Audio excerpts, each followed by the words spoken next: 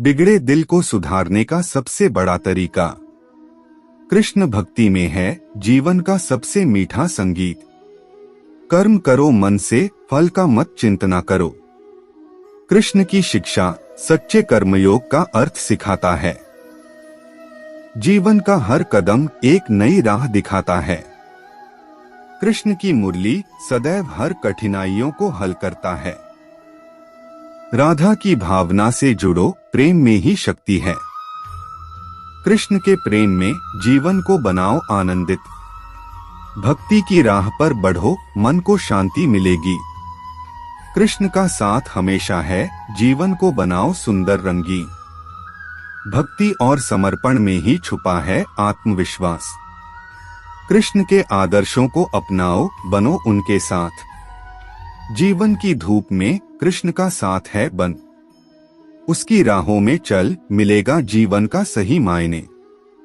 तुम उसके लिए शोक, क्योंकि मुझे कर्म के प्रतिफल की कोई इच्छा नहीं। कर्म उसे नहीं बांधता जिसने काम का त्याग कर दिया है। अपने अनिवार्य कार्य करो, क्योंकि वास्तव में कार्य करना निष्क्रियता से बेहतर है। आत्मज्ञान की तलवार से काटकर अपने हृदय से अज्ञान के संदेह को अलग करके अनुशासित बनो। मनुष्य अपने विश्वास से निर्मित होता है। जैसा वो विश्वास करता है वैसा वो बन जाता है। इस जीवन में मनुष्य न तो कुछ खोता है और न ही कुछ व्यर्थ होता है। मन अशांत है और उसे नियंत्रित करना कठिन है, लेकिन अभ्यास से इसे वश में किया जा सकता है। केवल मन ही किसी का मित्र और शत्रु होता है। व्यक्ति या जीव का कर्म ही उसके भाग्य का निर्माण करता है। जब मानव अपने कार्य में आनंद खोज लेता है, तब वह पूर्णता प्राप्त कर लेता है। कठिन समय में प्रेरणा से भर देने वाले श्री कृष्ण के विचार। कठिन समय में प्रेरणा से भर देने वाले श्री कृष्ण के विचार। मयंक बिश्नोई। जीवन एक मेला है जिसमें सुख दुख के झमेले लगे रहते हैं।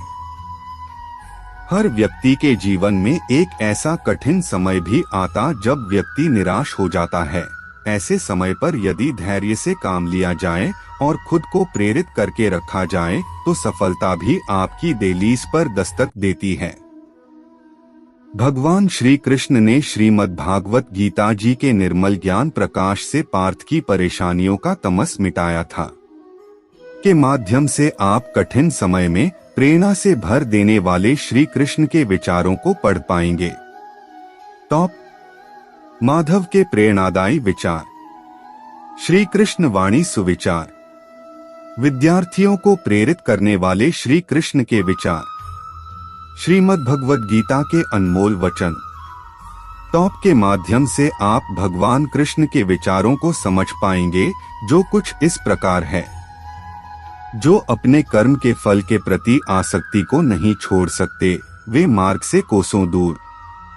अपनी इच्छा की शक्ति से अपने आप को नया आकार दें।